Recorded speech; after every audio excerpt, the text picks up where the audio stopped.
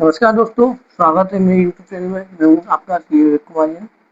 आज एक ऐसे केस की चर्चा करेंगे जहाँ पर search, seizures and search warrant, panchnama defect और इनकम टैक्स सर्च प्रोसीडिंग के संबंध में बहुत ही महत्वपूर्ण जजमेंट पास किया। जजमेंट है दिल्ली हाईकोर्ट का MDLR resorts private limited versus income tax commissioner of income tax and others. यदि आप CA, advocate, tax practitioner, CS and departmental search case से जुड़े हुए हैं तो यह जजमेंट बहुत ही उपयोगी है। चलिए शुरू करते हैं इसको। इस केस में इनकम टैक्स डिपार्टमेंट ने 31 जनवरी 2008 को MDLR ग्रुप पर सर्च सेक्शन 132 के तहत एक search and scissor proceeding conduct की। इसके बाद डिपार्टमेंट ने विभिन्न असेसीज को सेक्शन 153A के नोटिस जारी किए और पिछले वर्षों की रिटर्न मांगी। असेसमेंट प्रोसीडिंग जब पूरी हुई और कई एडिशन किए गए, लेकिन असेसी ने सामान्य अपील फाइल करने की बजाय सेक्शन 264 के रिवीजन पिटीशन फाइल की। कमिश्नर ने रिवीजन अलाउ करते हुए मैटर को फ्रेश असेसमेंट के लिए रिमांड कर दिया। इसके बाद एओ ने फ्रेश असेसमेंट पास कर दिए और यहीं से पूरा विवाद शुरू हुआ। पिटिशनर का मुख्य आर्गुमेंट यह था कि लगभग 22 असेसीज के संबंध में कोई भी प्रॉपर पंचनामा तैयार नहीं किया गया था, इसलिए सेक्शन 153A की प्रोसीडिंग इनवैलिड है। सर्च इटसेल्फ इलीगल है, ज्यूरिडिक्शन ही नहीं बनता है। उन्होंने यह भी कहा कि शायद उनके नाम सर्च वारंट में थे ही नहीं, बाद में नाम इंसर्ट किए गए, सर्च प्रोसीडिंग मैनिपुलेटेड थे। साथ ही पिटिशनर ने यह भी चैलेंज किया कि एओ ने सेक्शन 264 रिमांड की स्कोप एक्सीड की और सेक्शन 154A के डायरेक्शंस बिना हियरिंग के जारी हुए। डिपार्टमेंट ने कहा कि सर्च वारंट वास्तव में जारी हुए थे, सर्च एक्चुअल में कंडक्ट हुई थी, डॉक्यूमेंट और मटेरियल सीज किए गए थे, पंचनामा में ओमिशंस केवल प्रोसीजरल डिफेक्ट था।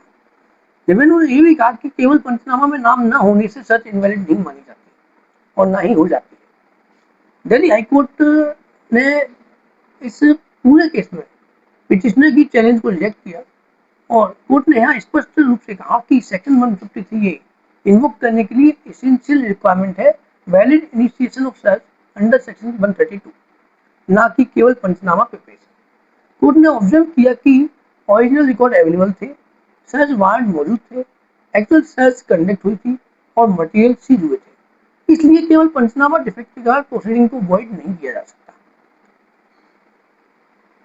अर्थात अगर पंचनामा में कोई डिफेक्ट रह गया है किसी भी कारण से, तो उसके कारण पूरी की पूरी प्रोसीडिंग वॉइड नहीं हो सकती।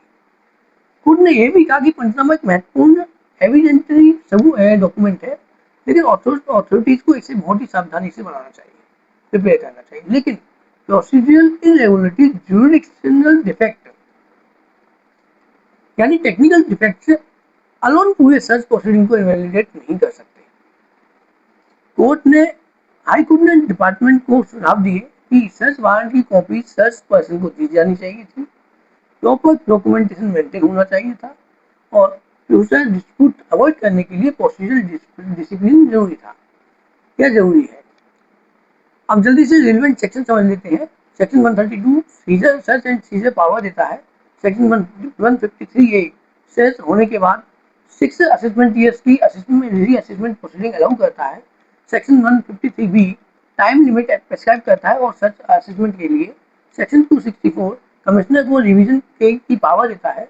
सेक्शन 144A जॉइंट कमिश्नर एओ को डायरेक्शन इशू कर सकता है। इस जजमेंट से टैक्स पेयर और प्रोफेशनल के लिए बहुत ही महत्वपूर्ण और इम्पोर्टेंट प्रिंसिपल निकलते हैं। पहला ये कि केवल पंचनामा डिफेक्ट से एंटायर सर्च प्रोसीडिंग इनवैलिड नहीं होगी। सेकंड, कोर्ट सब्सटेंस को इम्पोर्टेंट देता है, केवल टेक्निकल डिफेक्ट को नहीं। यदि सर्च एक्चुअल कंडक्ट हुई है और वारंट मौजूद है तो ज्यूरिडिक्शन सर्वाइव कर सकते हैं। डिपार्टमेंट को प्रोसीजरल कंप्लायंस सीरियसली मेंटेन करना चाहिए।